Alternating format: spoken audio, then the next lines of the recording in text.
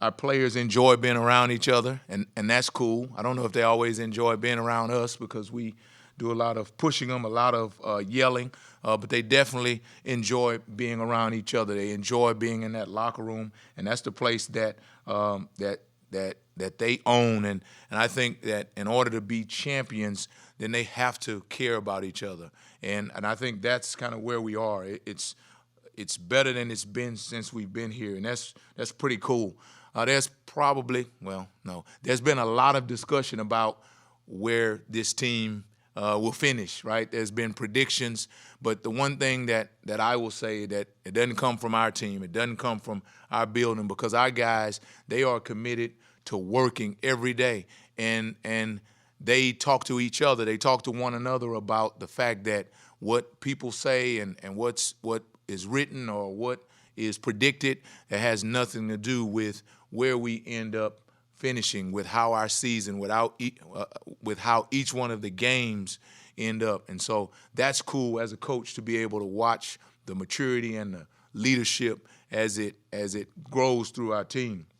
The guarantee that we can make, because the predictions, they are what they are, but we can guarantee that we're going to play hard, that our players will care for each other, that we'll stick together, that we'll be able to handle adversity as it comes. And, of course, like Coach always says, it's going to come, and we're going to do that in terms of staying with that process from this moment until we play our final game. We've had a ton of good competition, offensively, defensively, and special teams. A lot of young guys who have shown their heads, who have shown that they're going to be able to help us throughout the season, and we're excited about that. We put in a ton of great work, but we still have a long way to go. And there are some guys who I've seen that have kind of stood out, and I'll just list those guys. Like, for example, Josh Hayes, Julius Prince, Deuce Green. Those are names that, of course, we all know, and those guys, as expected, they've performed well throughout this fall camp. But Jake Clifton, who's a younger guy, has stood out to me. Austin Moore, I've seen him really develop from last year to now.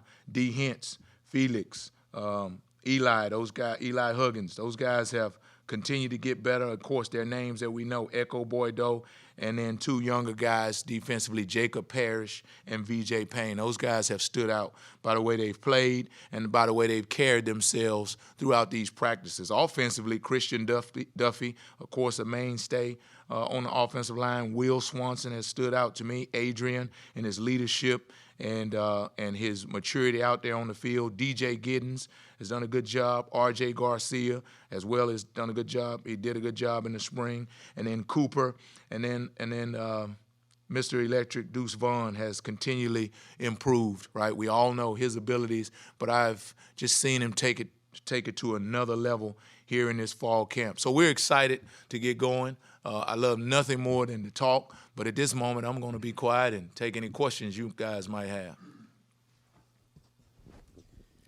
Do you know who might start at safety yet for you guys?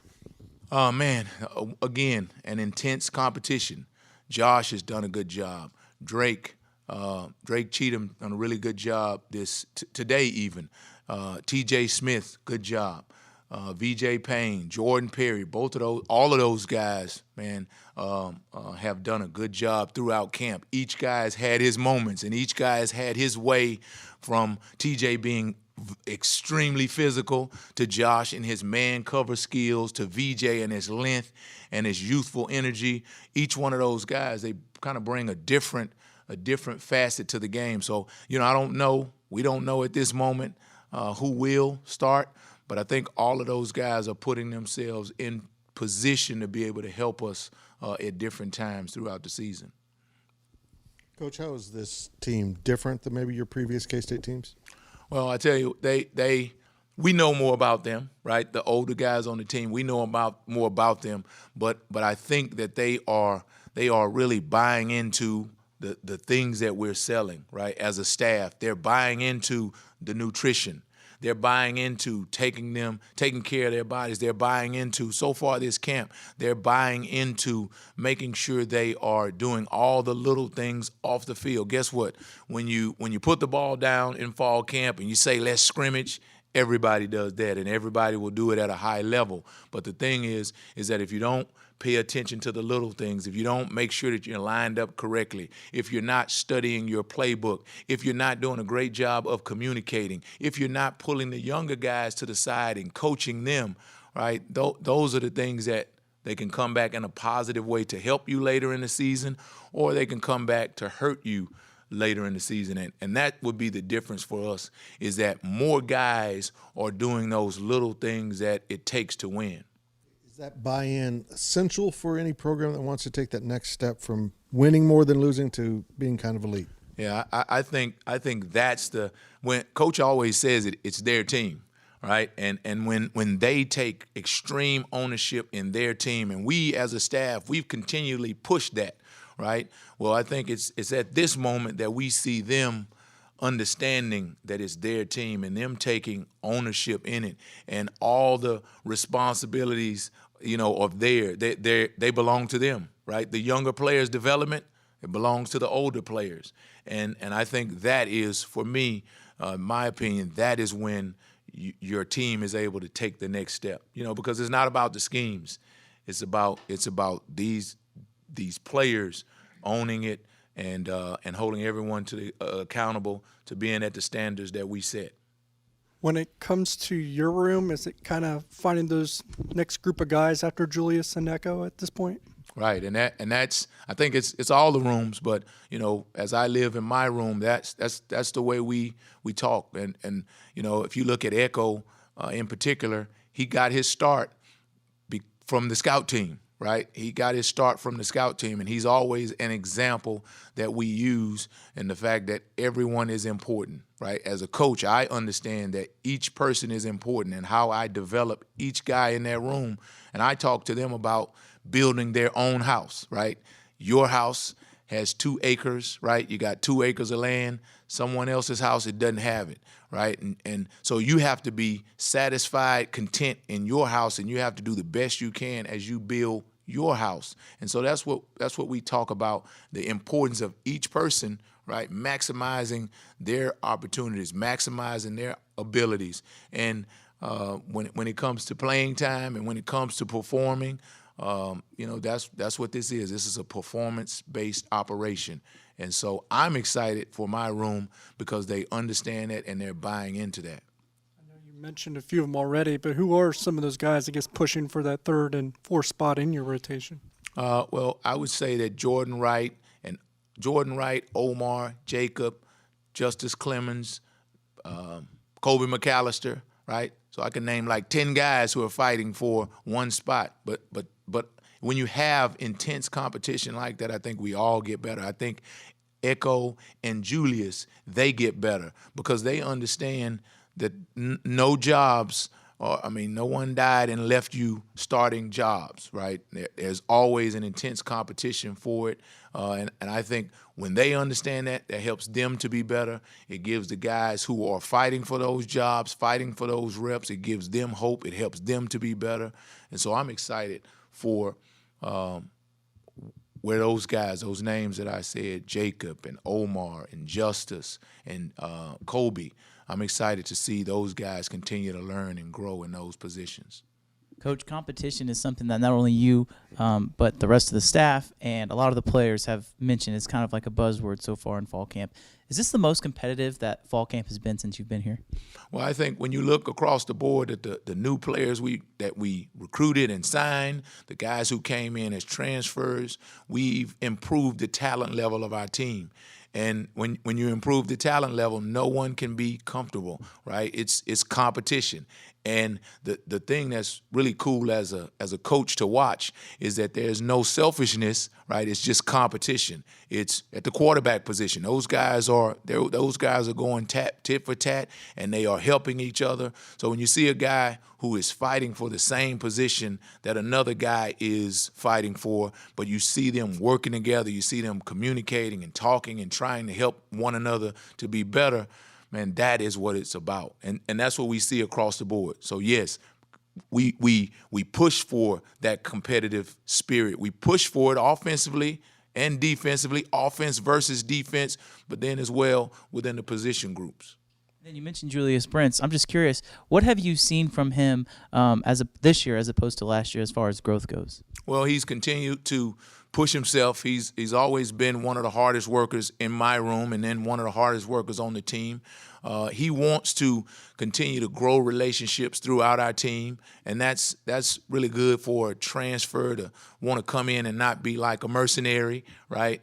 He owns this team. He wants to be a part of everything that we do, and so it's been really wonderful to watch him.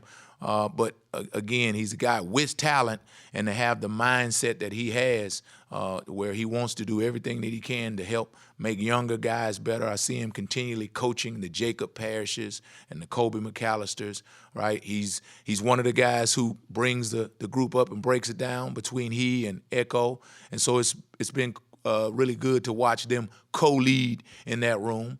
Pac, who's been around for many years and has a lot of reps under his belt. And so they have both of those guys they have equal respect for each other, and the group has respect for them as well. As a defensive coach, what's it been like trying to go against Adrian Martinez at quarterback? Well, he's a challenge, right? Because he has the ability to be able to run, has the ability to be able to beat you with his feet, but he also is really smart in the pocket. He does a good job of moving defenders with his eyes, right? So he'll move a safety to his left, throw the ball to the right. You can see he has another level of experience. And so from a coach's standpoint, if we had to play K-State, it would be a challenge because of the fact that, again, this quarterback can throw the ball down the field. He's smart. He makes checks. He sees the field.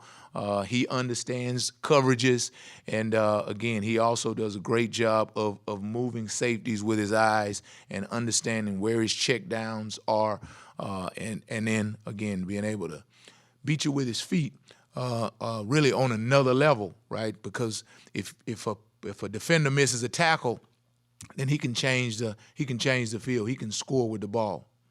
I just wanted to ask, you've probably spent a lot of time around Deuce Vaughn over the last couple of years. What's been a favorite memory of yours just coaching him and watching him develop? Well, the best memory that I have is when Deuce was a freshman. For those 15 minutes, he was down with the freshman group and operating, with the younger guys. And we have film clips of this. And so I'm in my room and we're watching it with the cornerbacks, and I said to those guys, this guy is special. One of the corners said, "Oh no, he's too small. He'll never make it in this league. He's too small." Everyone in the room looked at this guy, and they mumbled under their breaths. They mumble, "This guy's an idiot." Well, 2 days later, he was down with the big boys, and he was doing the same thing that he was doing with the freshmen, And then just a few games later, he was doing the same thing, live action, in college football games, and he's still doing it, right? And so that guy, that cornerback, who shall remain nameless, he's changed his tune several times since that moment. Wanted to ask you, Coach Kleiman mentioned that a year in that you guys are hoping to maybe do some more things defensively just as you've gotten more comfortable. I was wondering, what might that look at without being overly specific? What are some things you can do? I got no problem telling you. We're going to put 15 guys on the field, right? And we're going to line them up wherever the offense is set to run or throw the ball, right? You like that? I think that's a good plan. Yeah, if we can. We're going to try it. We've tried it in the past. No, we are growing as a staff. We're growing in this scheme, and we're growing in our understanding of what our limitations of our players are. And so without giving you too much, we want to find places and ways where we can be more aggressive, right? As you become more comfortable, then you are more aggressive. We have an aggressive staff. We have aggressive players. And so we just want to do all we can to be more aggressive. And the ultimate of that would be, like I said before, get 15 players on the field and let's see if we can change the rules. I don't know if that'll happen, right? You also mentioned that the players have gotten smarter and the defense are now coming up with ways to problem solve on their own. Have you seen that, and how helpful has that been? Yes, it is. And it's like I said, we as a staff have learned and grown in this scheme, while our players have as well. And so the communication, the anticipation, of course, just like you guys and just like people at home, as they learn more, they get to be smarter than they need to be, and they start making some suggestions. Coach, you ought to call ABC. Coach, you should have called CDE, right? And so it has been really refreshing for us as a staff to see guys be able to make checks and to be to make suggestions honestly and seriously. They made suggestions, and they've thought of things that would probably put us in better situations, positions, and it's been good again to watch them grow as we've continue to advance, continue to have more leadership on our team. We would expect that. Coach, as you said, there has been multiple predictions on where this team will end up in the Big 12 standings and the top 25 rankings. With what you've seen from this team and practice leading up to the season, do you think that this team is indeed a top 25 team? Well, if they give me votes, then I make them the number one team, but they don't give me votes. And so because they don't, then, that's kind of, honestly, we've had our kids focus on the processes that we're going through. We focus on one practice at a time, and even sometimes we'll get into one session at a time, and try to have our guys understand that, man, that's not our jobs. That's not our focus.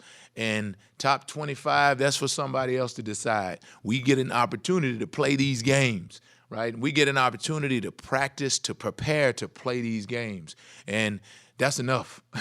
That's enough. That's all we need. We don't need any more responsibility to decide who is ranked where and who should do this or do that.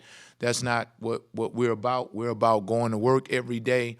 And if you're ranked, right, that's cool, right? But that's a target, right? And so what we do get an opportunity to do is we get an opportunity to play the games. We get an opportunity to play game one. And as we get closer to that, then we're going to focus in on that. But right now, we're focused on the things that we can control. We're focused on getting better at our fundamentals, our techniques, continuing to learn and grow in this defense. And again, that's enough, right? That's enough for us at this moment. How would you compare implementation of the 3-down this August versus last August? I would say that versus last August, we're full steam ahead, right? And last August, we were a little bit hesitant because we were learning who our players were. We were learning what they would be best at, and now we know, right? Now we know what each defensive call is for, and we know how to fix things. And so we're moving ahead again to refine the things that we've installed, to make sure our players understand what's the next step, right? They understand what's coming next. How can we fix any issues that we have? And so it's a very different operation, right? We were in the elementary school phases, right? And now I would say we're approaching junior high, middle school, right? And so we're continuing to grow in that way. And who are the guys in the middle, including and around Daniel Green? Man, there's a hunk of guys who've done a good job in that group. Like I said, from Austin Moore, Jake Clifton's done a really good job. Of course, Daniel and his leadership and his communication, the guys have tremendous respect for him. And so with him being out front and then those other guys continuing to get better, I think, man, I don't coach them, but it's really fun to be able to watch them perform. Ben, you mentioned him a couple times, but what exactly does Josh Hayes bring to the table? An incredible amount of experience, right? He has the personality. He is a very competitive player. And so, I think guys feed off that competitiveness that he displays. In the safety room, again, because of the fact that he's played with for Coach Kleiman, he's played for Coach Klanderman, and those guys respect that part about him. He's won championships, and there's another level of respect, of credibility that he brings. But he has a great personality. He's a great teammate, and where we are on our team, those attributes, I think they allow a lot of younger players to gather around him, to learn from him, and to feed off his energy. He comes in, hits the ground running, starts watching tape. Did you see evidence of that immediately? Well, not just him, but, from Jordan Wright, from Drake Cheatham, Julius Prince. We've been very lucky with the guys that we've had come in here as transfers because they've been those type people. They've been the type people. They live here. I said to Jordan Wright, man, do we need to even have you a place to live because you're here all the time? But they came in with the understanding that there would be intense competition for playing time, for reps, for starting opportunities. And those guys came in, of course, when you have a player who is on the team and you see them come in with the work ethic that they've shown, well, now I know I got to pick my game up. And so across the board, it's been a refreshing addition, those guys, Josh, as well as those others, to come into our team.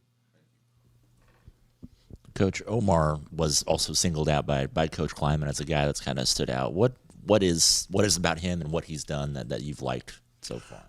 Well, Omar didn't play as a freshman, was injured, but he was a guy, kind of like I said about those other guys, who's always in the film room. He's an injured freshman, but he's always in the film room. He's always paying attention. He's always engaged. I think he likes football, and so he's a guy who is a gym rat as well. And so the fact that he has not played, you don't necessarily see that because of the fact that he's interlocked with the rest of the team. When he goes out there and he gets an opportunity to play, he plays with an extreme level of confidence. He comes from a really good high school program, and so I understand that it's not the light. The light is not too big for him, and he's always been that way. And so I think that when Coach mentions him, that's kind of part of what you see in him. He doesn't have a lot of game experience,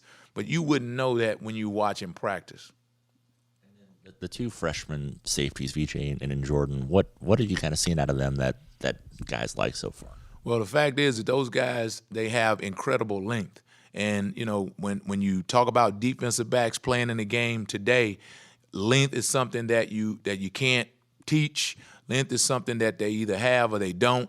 And those guys both are really aggressive players. They're smart players. They do a great job of studying, trying to put themselves in position so that they understand what they're doing. And they've come in as freshmen with that work ethic. They've come in and they've had an opportunity here in the summertime to be around our older players. So them, just like Omar, they have not had experience, but when they go out and they get reps with the older guys, you don't. It's not like guys who just walked in here from high school. They fit right in.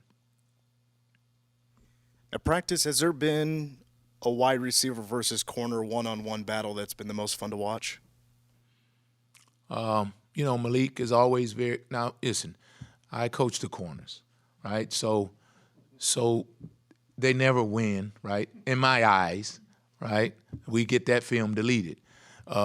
But no, Coach Ward, who coaches our receivers, man, it's a healthy, fun competition. And I believe that your players, they wear the jersey that you give them as a coach, right? If you're an intense, competitive coach, then your players, they should operate in that way. And that's who Coach Ward is as a wide receiver coach. That's who I am as a cornerback coach. And so I believe our players, they feed off of that. So the most intense competitions have been like the R.J. Garcias and the Echo Boydos and the Malik and the Julius Prince. Those have been the most hardy. But throughout the day, man, it goes back and forth. There's some days where those guys they hand us our hats, and then there's other days where we do the same. So it goes back and forth. And I think that over the course of time, with our guys competing the way we do, both sides of the ball, both will get better, receivers and defensive backs. But again, I hadn't met a one-on-one rep that a receiver that I will admit to, other than talking to you guys, friends, right, that I will admit to in public.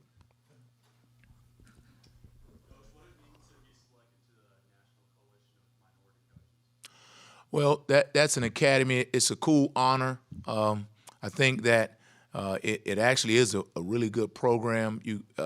Upon selection, you get paired with an AD across the country. So to have an opportunity to learn from an athletic director in another program across the country is been enlightening for me, been tremendous for my growth. But I got to be honest, to have Coach Kleiman and Gene and Jill, our administration, it's been powerful for me to be able to learn from them because daily I get an opportunity to brush up against them, and that's not something that assistant coaches. When I was a young assistant coach, I didn't realize the importance of doing that. But it's important, and being selected for that academy, for that group, has given me a lot of opportunities to grow, and so I couldn't be more excited, more blessed to be able to take part in it. What's been the biggest way that you've seen Echo take a step forward from last year going into this year? Well, throughout his career, he's continued to develop as a leader, right? Early on in his career, he didn't know how to survive himself. And then it became a place where he was just in survival mode, just trying to survive. And now I see him turning the corner, and he is helping the next generation of cornerbacks, the next generation of young players. And so it's been, as a coach, it's been so refreshing for me to be able to watch that. And I feel like, man, it's been a blessing for me to watch him and his development from being a young freshman who would maybe miss an appointment or two to now always being in a position where he's doing the right things, but he's also encouraging younger players to do the same.